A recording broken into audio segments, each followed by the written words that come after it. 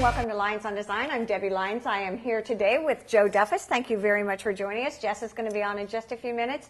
And Lynes on Design, we oftentimes take trips and tours through magnificent properties and homes. And it's going to be fun today because we're talking about design, I think, in a totally different way, if you will. And not simply from a color palette or scale, but from actually a marketing point of view. And we've had a chance, Joe and I have had a chance to visit a little bit ahead of time. It is absolutely fascinating what you do, your business, and how it translates into these fantastic models here at Hilton Head Lake. So thank you for taking time to join us. Pleasure to be here. Fit. I can tell he works out. All right, talk to me a little bit, if you will, Joe, about your business and what you do and really how it all comes together to present this new Hilton Head Lakes. Okay, great. Thank you. My firm was founded about 35 years ago on the premise of marketing model homes and selling real estate for home builders. Okay. Did you hear what he said? That's amazing. Okay. And back then, that concept was nothing more than a card table in the kitchen in some instances. Okay. But it's actually evolved into a multi-billion-dollar-a-year business. So it's very fascinating. And throughout the years, we've enjoyed great relationships with a lot of national home builders, just like Citizen Homes, who's the builder here at Hilton Head Lakes, and just really had a lot of fun along the way. Conceptually, what's so interesting to me is the way that you all tackle the homes, and model homes specifically, but just the way that you look at the home and break it down for sales purposes. Absolutely. All right, share with me a little bit how that works. Our mission, and I tell people that I have a marketing firm first and a design firm second, because really our goal is not what the typical interior designer's goal is. Typical interior designer's goal is to give you a beautiful home and take the personality of the people that own the house and implement that. Our goal is to sell and move real estate. That's the number one goal, and that's what we tell our interior designers. So there's certain techniques that we use, anything from, you know, the minute the door opens, we have to capture that buyer. They have to have a smile on their face when they open the door. And then we look at traffic patterns. We look at space planning. We look at architectural features. We want to make sure that if the builder's taken the time to put an architectural feature in, that we complement it and that we accentuate it. Okay. Scale is very important. Lifestyle. We're in Hilton Head, South Carolina. Shame on us if we're not playing up what a great place that Hilton Head is to live. It's amazing to me. Some of the other things that you shared with me is one of my questions was demographic. Are there different trends and patterns? I know that there are color trends. Is that an important thing that you look at? Do you look at trends? Do you try to market to those? Absolutely. One of our, what we call our secret sauce, if you will, is the fact that we employ an international trend consultant. We're the only firm that I know of in the industry that does this.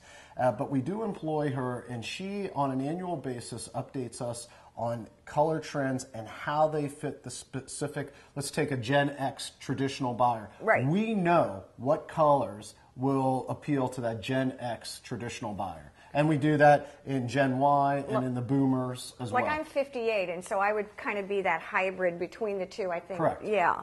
And so you would look at that, and when selling real estate or when doing a model home, what would be some of the things that I at 58 would be attracted to? I mean, you said one during the break, you were like, music, Debbie, you want good music. We drill it down to the music, but it's the food props. You know, it may be a martini glass on the breakfast bar as opposed to a can of Budweiser. Oh okay, my gosh. So you know those are the things, but that's how passionate we are about demonstrating the lifestyle, because what ends up happening is that consumer might walk in, and if they are 58 and they see that Budweiser bottle, they might not be offended by it.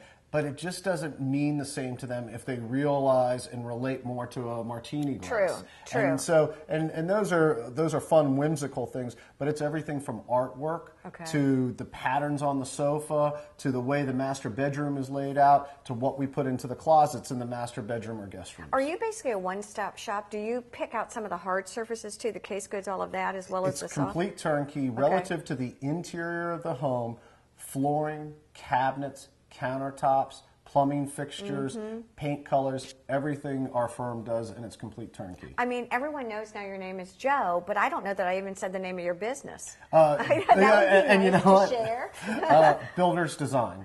And where did you start this? It was founded in Gaithersburg, Maryland, about 35 years ago. Was it really? Yeah. And so. And you've grown to have how many designers do you have on staff now? We have about 42 interior designers on staff. We have a staff of about 65. So we have our executive level, and we also have our own warehouse crew. So everything that you see inside this home, all the furniture, all the accessories, comes to our corporate office in Washington, D.C. We own our own trucks, and we have professional installers that come out that will read the floor plan that Jess and her team might put together, and they actually come in and start to do the installation. How often do you shift your trends? Is it a yearly kind of thing? On an annual basis. Do you really? How do you decide on the trends or what to put into the trends? For example, I know I have a 24, 34, and 35-year-old, and they're into technology. So is that something that you would have to... Great question. Great question. And, you know, it's funny. 5 years ago, we would have these Proptronic big televisions and these big computers with the big monitors. You know, now today, if you take a look at our models, you're going to see the iPads and the iPods. They're all props. They're not real, although some people take them and think they are. Just saying. And, you know, and you might take a look at the what we call the prop for the plasma television now. It's hard to tell that prop from the real thing. I'll tell you, I know we're almost out of time for this segment. We're going to talk to Miss Jess in a minute and actually walk through one of these model homes. But I think conceptually, this is about the coolest thing I've heard in a long time. And pragmatically, it makes so much sense. I mean, it's amazing. It's been a treat to talk with you. It really has. We're going to take a quick break here on Lynes on Design. We're going to come back and talk to Miss Jessica. We're going to look at the palettes that you all have chosen, and really kind of the method behind the madness, I think, to coin your phrase. So stay with us. We'll be right back here on Lynes on Design.